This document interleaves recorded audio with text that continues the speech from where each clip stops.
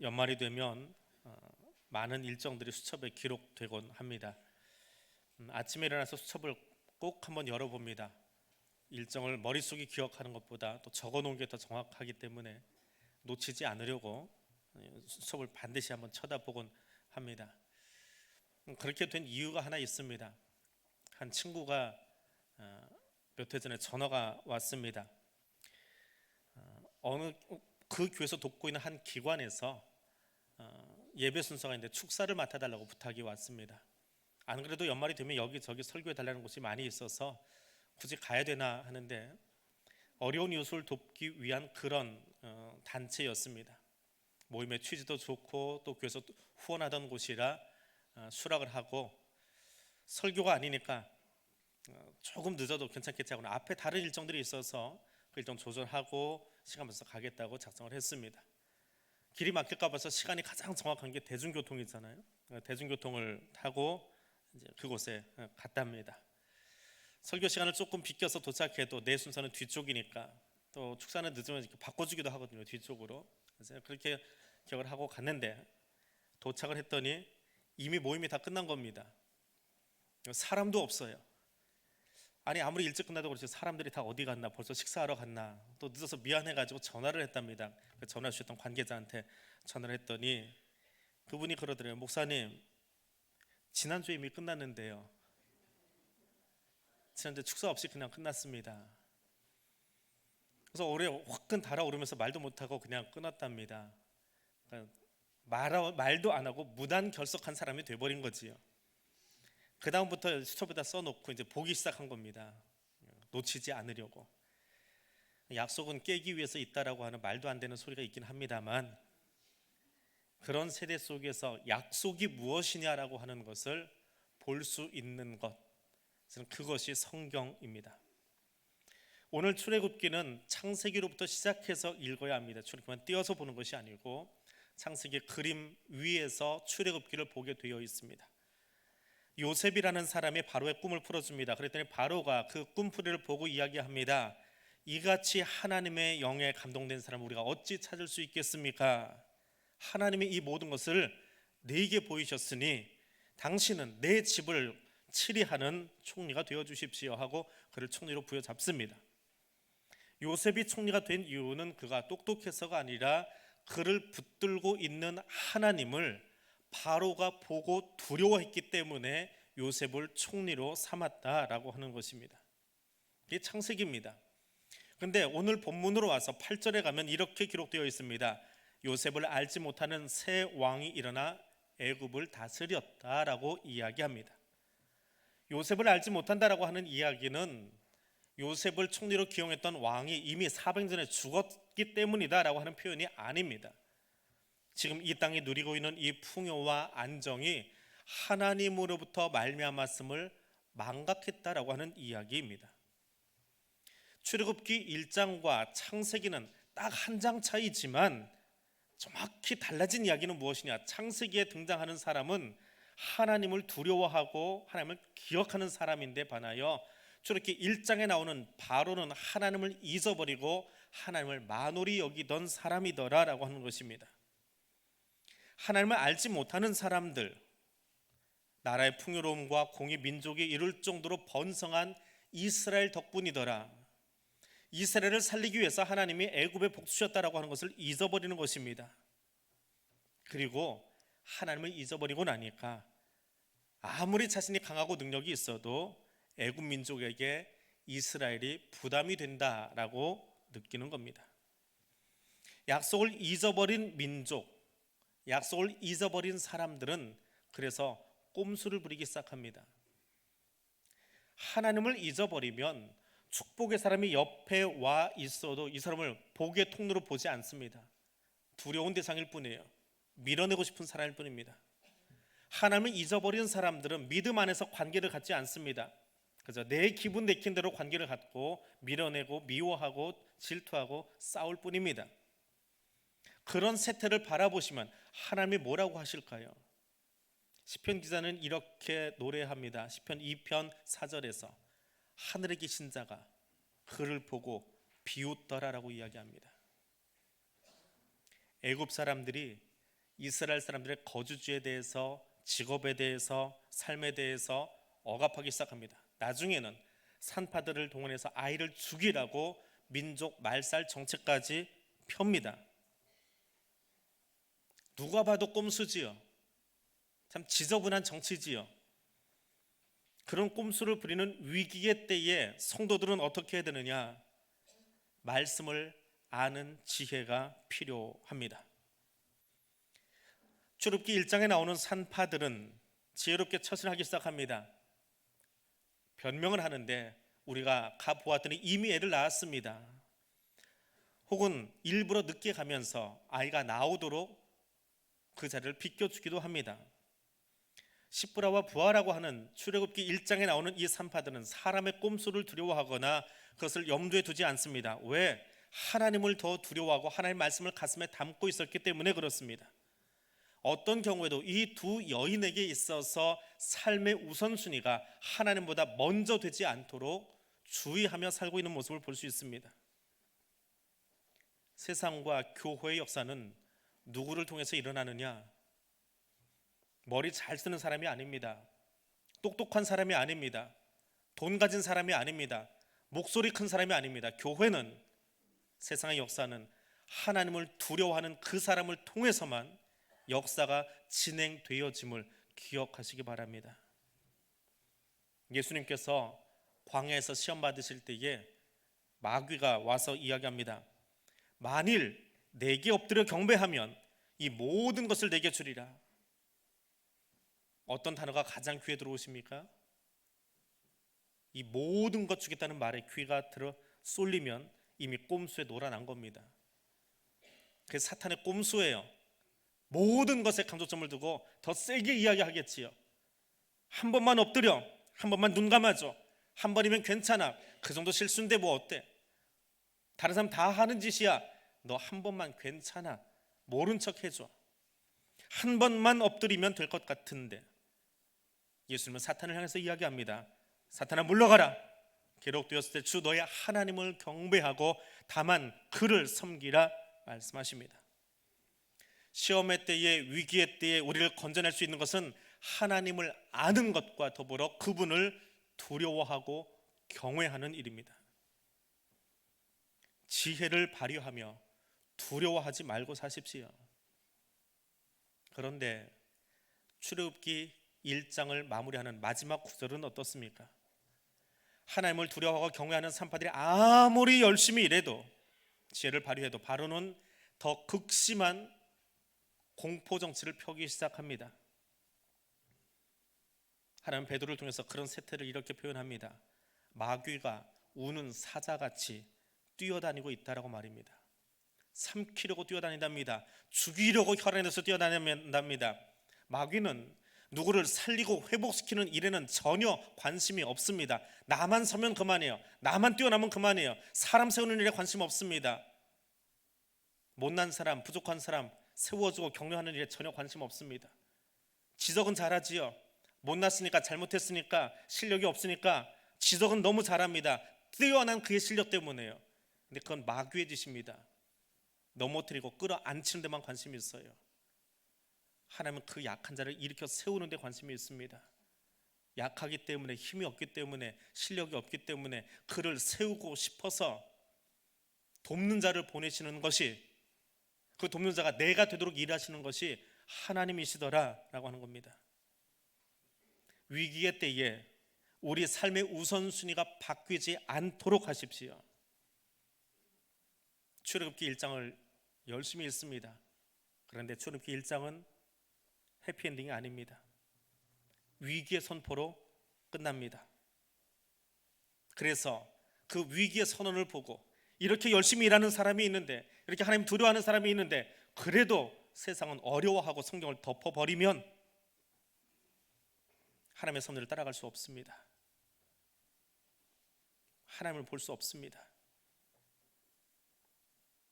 살다 보면 위기 상황에 봉착할 수 있습니다.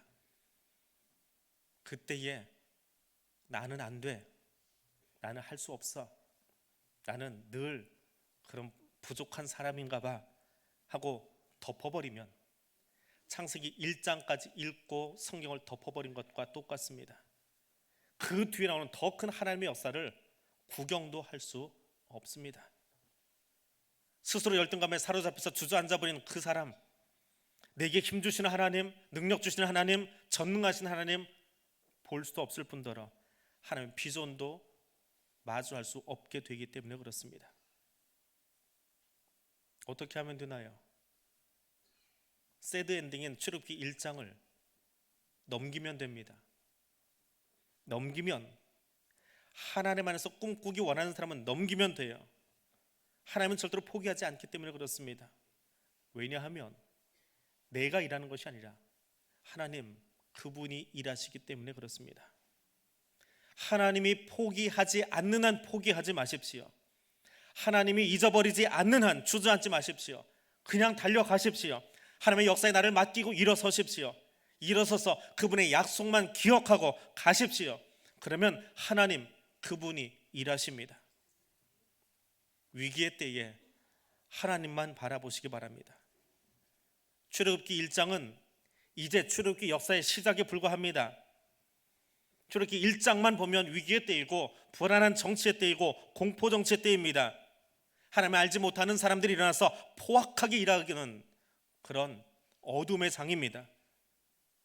가만히 들여다보면 그곳에 빛이 있습니다. 하나님의 일하심이 있습니다. 창세기 15장에서 하나님이 이렇게 말씀하십니다. 너는 반드시 알아라. 내 자손이 이방에서 객이 되어 그들을 섬기겠고 그들은 400년 동안 내 자손을 괴롭히리니 그들이 섬기는 나라를 내가 징벌할지며 그 후에 내 자손은 재물을 들고 나오리라. 하나님이 약속하셨어요.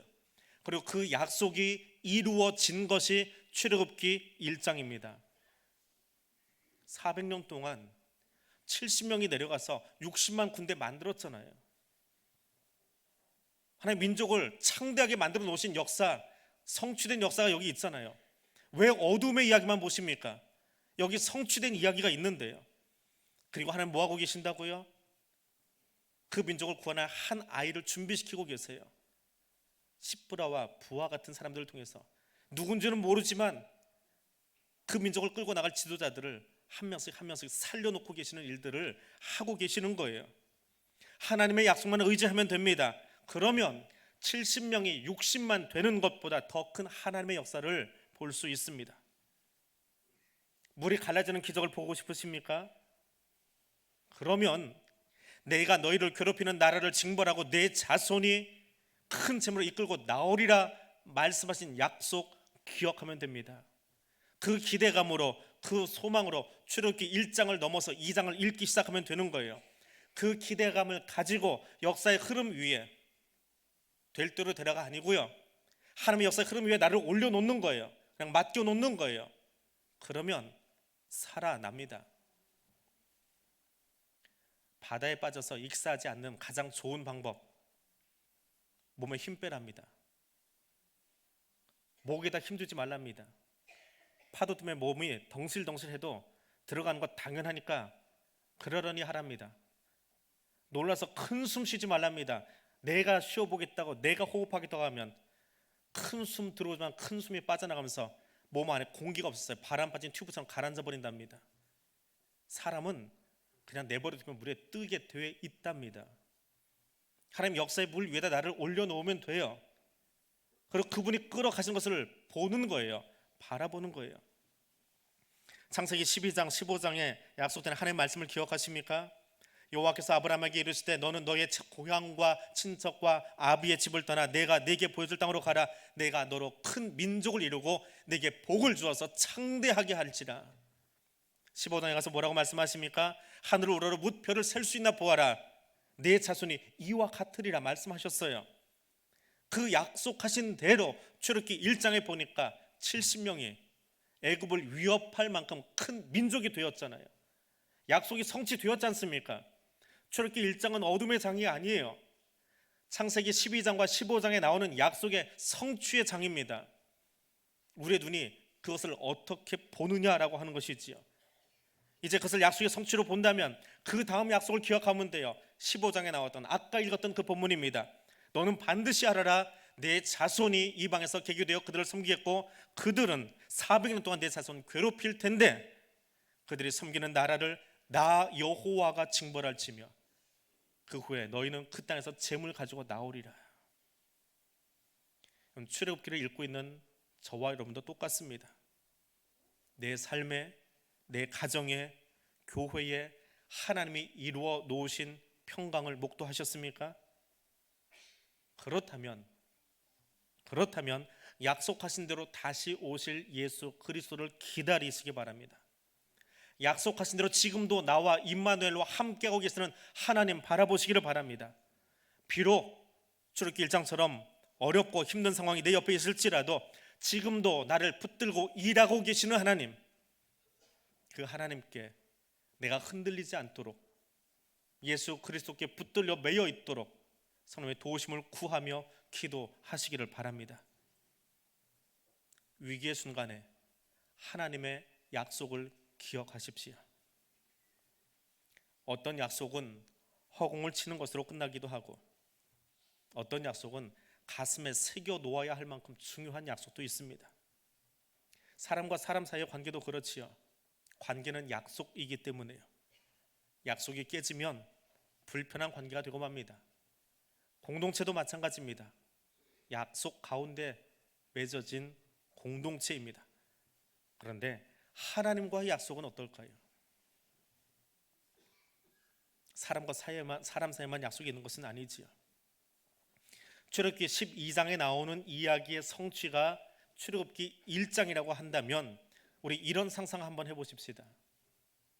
전상에서 애굽의 200만 민족이 되어진 그 땅을 바라보고 있는 하나님과 그 우편에 서 있는 혹은 좌편에 서 있을지 모르는 아브라함의 얼굴 모습을 한번 생각해 보세요.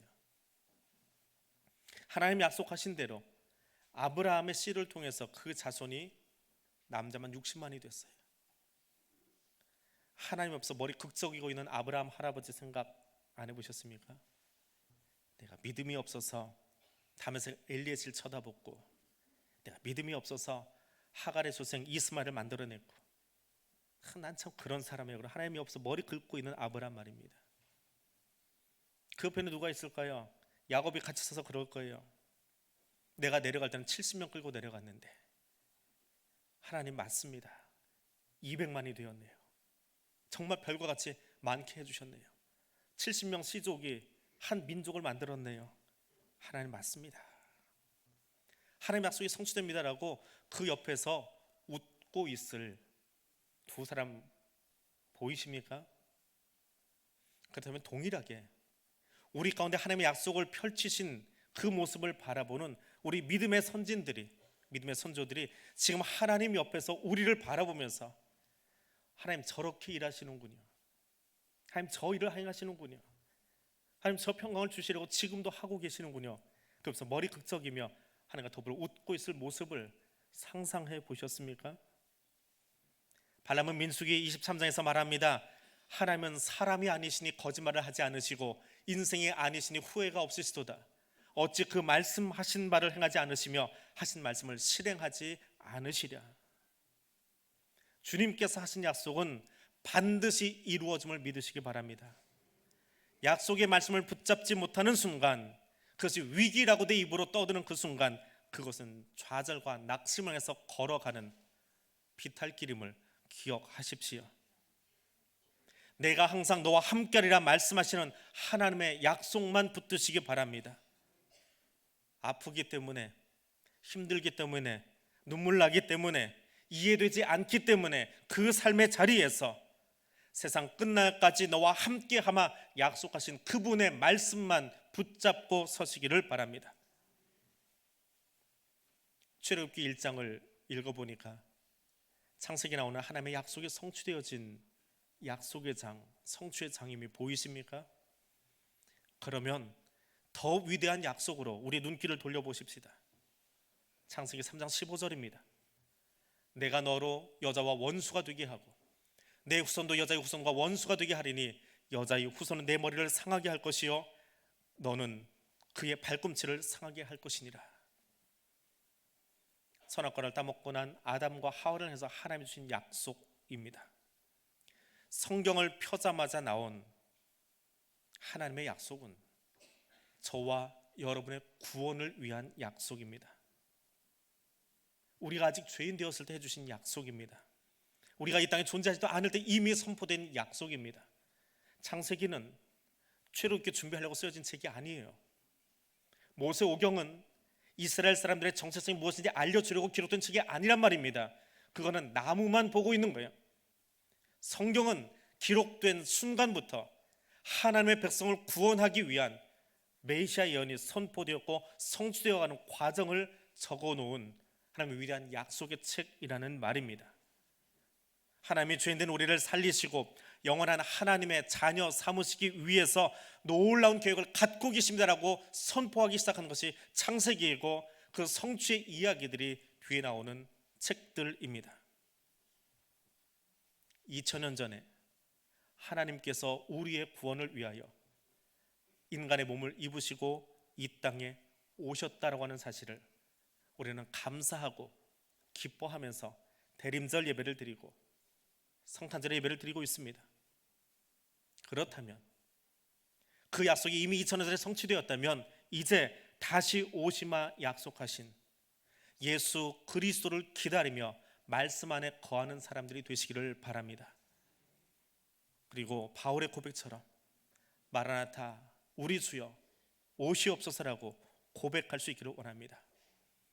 오신 예수 그리스도 그리고 다시 오실 예수 그리스도께서 우리의 삶의 위기 순간에도 동일하게 함께 하시며 위로자로 우리 곁에 계심을 기억하며 이 대림절을 셋째 주일을 지나는 저와 여러분이 될 수 있기를 소원합니다.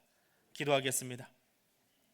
신실하신 여호와 하나님, 예수 그리스도께서 2000년 전 이 땅에 오셔서 우리 죄를 위하여 화목제물 되심으로 우리가 죄사함 받으며 하나님의 자녀 되는 것을 믿고 감사드립니다. 주여 구하옵기는 이 대림절 시간에 우리가 하나님의 약속을 붙들기를 원합니다. 선지자들을 통하여 약속하신 대로 우리 가운데 아기 예수의 모습으로 찾아와 사랑과 구원을 펼치신 하나님, 이제 약속하신 대로 우리 가운데 다시 오심을 말씀을 의지하고 믿고 나아감으로 흔들림 없는 신앙인 되기를 원합니다. 더불어 어떤 위기 상황 가운데서도 내 손과 능력을 의지하는 것이 아니라 천지를 지으신 하나님과 동행함으로 소망의 백성이 되도록 성령 하나님 우리를 이끌어 주시옵소서. 예수님 이름으로 기도드립니다. 아멘.